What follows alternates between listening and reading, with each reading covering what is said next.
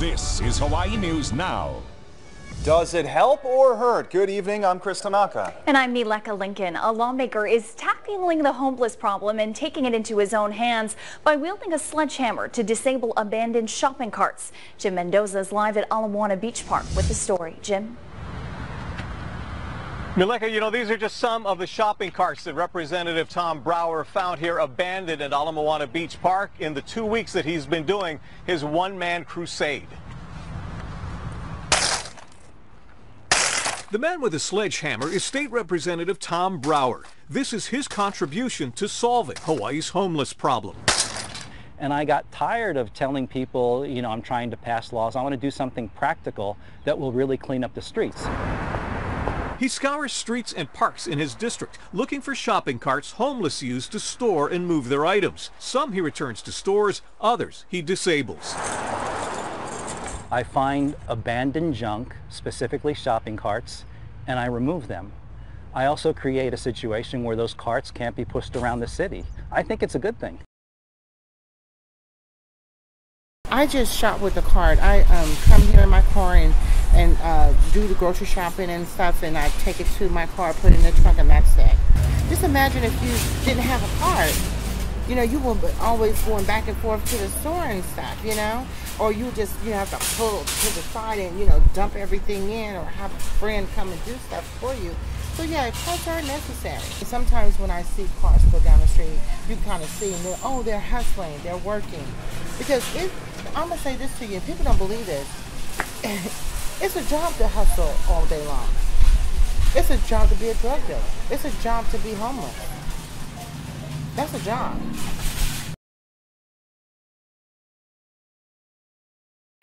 Hartley, stop it. You behave, boy, huh? What's that? Knock it up. I'll fight you, boy. I have the shopping cart because I need it. You know, I really do need it. If I didn't have that, I don't know what I would do. You know, because I couldn't carry all my stuff around.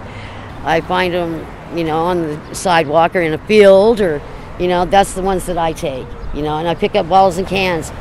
Just from here to my storage, I pick up bottles and cans and get like $5 every couple days, you know. But like I said, that's not going into the garbage cans or nothing like that, because everything's a no-no for homeless people. Not for other people, only homeless people. Seriously, only the homeless. This one here is for blocking passage of a sidewalk, or it says obstructing free passage and the grocery carts.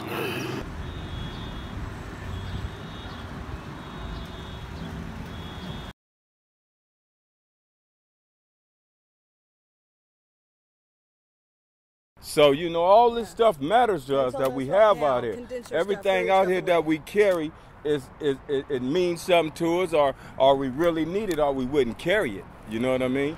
So, you know, our stuff that we keep our food in, our sanitation, you know what I mean? We trying to keep that right, trying to get in and having showers, you know what I mean? We got to get in buckets and use water from here and that hose, and when you're trying to get water, they want to charge you for that. And I'm like, wow, it's a no-win situation out here with us. So all we could do is fight for, you know what I mean, what's right and what's been preserved for the land, been preserved for us for years. We ain't never had to pay for nothing on the land. The Indians put a tent anywhere, and I guess that's where it started. You know what I mean? They want to take it from them. We might as well be Indians because they want to take our teepees. You feel me? And that's all we get.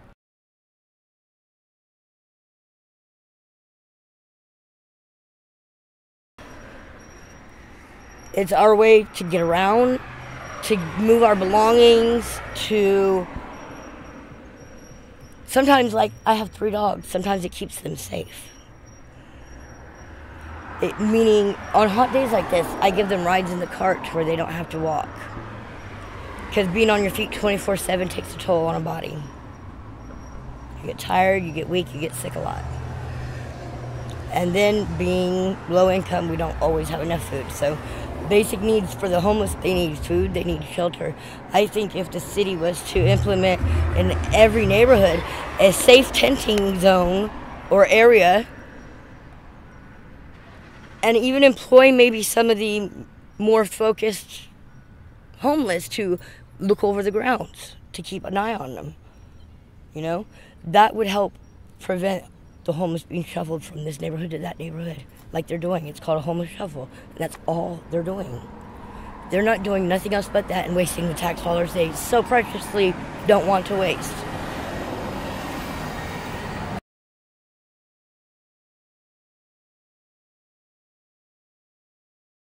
Every morning, you know, we got to duck and dodge because they'll come. They got a private police force, this paladin or whatever, that comes around in the police and writes tickets and kicks us out.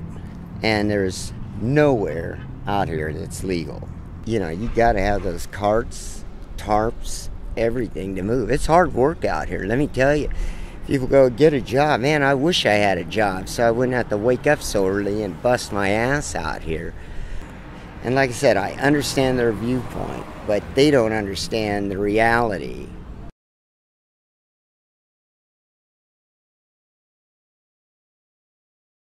Bad things have happened to me. You know, I've been, you know, beat up. I have been raped. I have had all this stuff, starting all over again. Somebody just will take the whole everything, and then the police will come by, and then they're like, "Didn't we tell you guys to move?" And they take our stuff, flip it upside down. All the stuff is either broke or you have to replace it again. And I'm not saying that's all officers, but it's like, please, I mean, you know, you are an officer of the law, though technically and realistically, they work for us. We need them. They're supposed to watch out for us and make sure that we're okay. If anything, where's the crime? Why are they not stopping the crime that's happening to the homeless from other, pushing us into areas where it's not safe? Because it's frustrating. It really is. And it's like new people come out here. They don't know what to do. They don't even know how to set up a tent. You know, and then they get their stuff together, then they have to move again, then they have to move again, have to move again. I'm trying to survive right now. I'm trying to go through a divorce. I'm trying to go to school. I'm trying to do all this. And there are regular people out here, and they're 2 seconds away.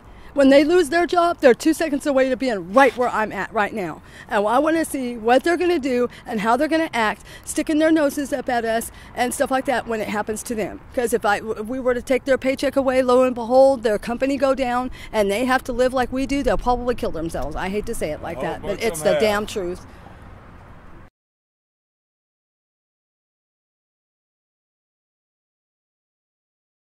I'm fortunate enough to have a storage, so this the car is for me to make money doing recycling, really, and for me to sleep on too, because it's a bed too. But I haven't finished it up. But just to get stuff and move stuff around and stuff, that's basically it. But it means a lot to me to move one from one place to another, you know. That anybody could be homeless and anybody could be homeless for fucking living out in the world because of circumstances, a disaster, you know, anything. And you just can't assume just because somebody out here they on shooting up on drugs and shit. And that's why they out here. There's a lot of circumstances could get you out here no matter what, you know.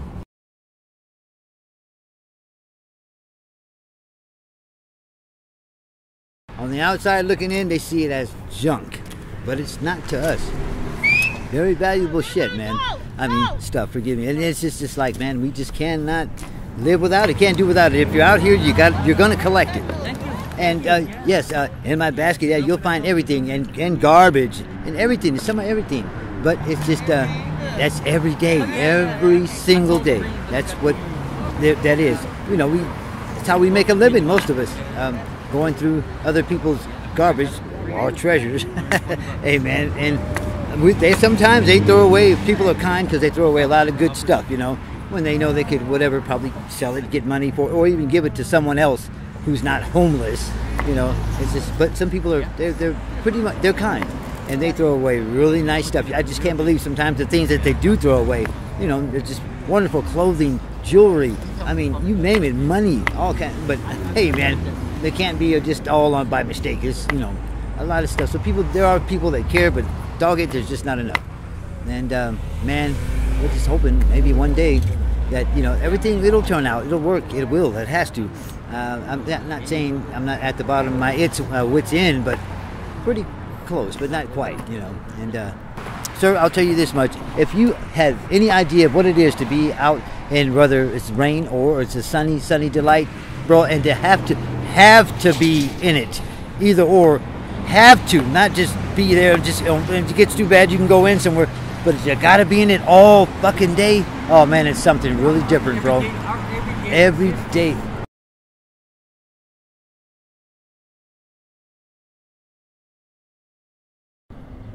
Okay, like this says 99 cents. So they could pull over, give me a ticket for having it, and make me dump my stuff out and take the cart back. That's pretty rude, huh? So I don't know what to do. I guess I even asked them about an unmarked one. Yeah, like if you had one that didn't have no marks, and they say yeah, they still could take it or some shit. So. It started, 3 of us were sharing a cart. We would just like throw it in and take turns. I'd be like, no, I don't want to push the cart. That shit fucking, oh dude, how embarrassing. Pushing a shopping cart down the street. See, now I'm numb to it. I'm whatever.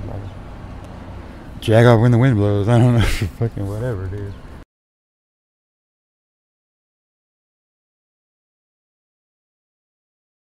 Well, you know, I'm not a thief. I'm just trying to get through everyday life. Well, there's real people out here, there's real families out here that need to get back into society. That's willing to work, willing to take time out, go through a program, drug program, whatever it takes to get back in society. We're real people, man, out here, and we need help. We're not asking for a handout. We're asking for, give us a chance. There's a bunch of us out here. Every corner, backfield, wherever you want to say it, man. It's hard to put into words sometimes. I get kind of emotional about it.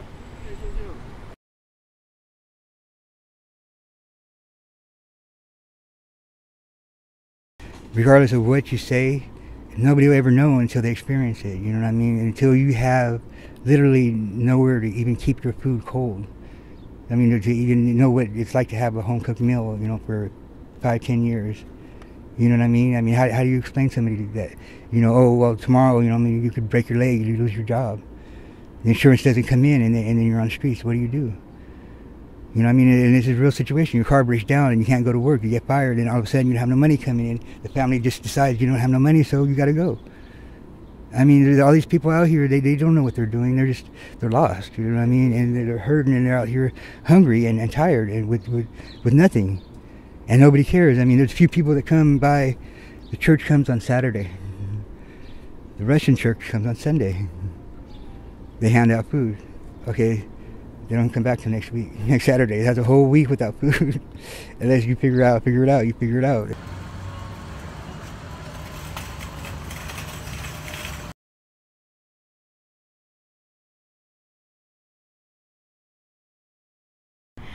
Suitcases tear apart. You know, things disintegrate. Like I said, it's easier to push these around and move from place to place easier. And as you see, it also helps with sometimes building a shelter. And you can put 2 carts on one end and you've got a shelter now. I'm not like some of the other women out here. I don't sell myself and I don't do other things for money. So I rebuild, make things. Or watch other people's stuff. A lot of this is not mine, because people all the time, you know, they got to go to appointments, they got to try to go to work and stuff like that. I'm disabled. I can't really work that much. So by me watching their stuff, they don't get their stuff stolen. And they get to go to the appointments and get what they need done.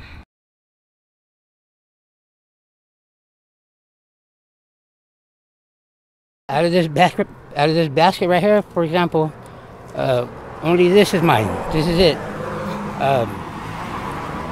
So I only get what I need.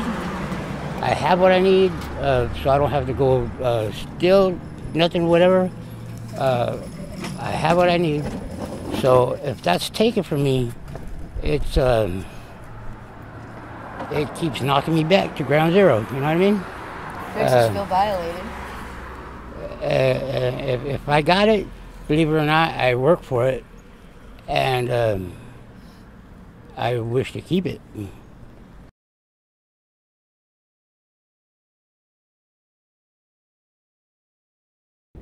sometimes that's our entire life in that shopping cart, and we don't have any other way to transport it except by shopping cart. But we try to obey the laws and everything, but sometimes it's hard because we don't always know the law. So, but we try. At least some of us do. Some of us do care. My ex always told me, humans are the most worst parasite there is in this entire world. And I'm like, what do you mean? He's like, look at the damage we do to each other. We do the most fucked up damage that the human race can do. We're worse than a parasite. And I believe him. It's true. And he always said, don't turn my love into hate. People do that every day, all the time. The truth is, no one is truly your friend. They only say and do things they know you want to see and hear, but it's all just an act.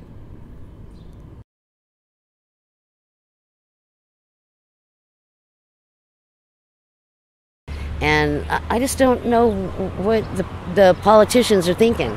You know, they run everything or whatever, you know, but they sure don't run it good. This is what I've always thought since I became homeless, that every person should at least be homeless for 1 year to see how humiliating, degrading. I mean, I'm not talking homeless with a job or homeless, you know, with somebody to go to. I'm talking with nobody at all, just them, you know, on their own with nothing.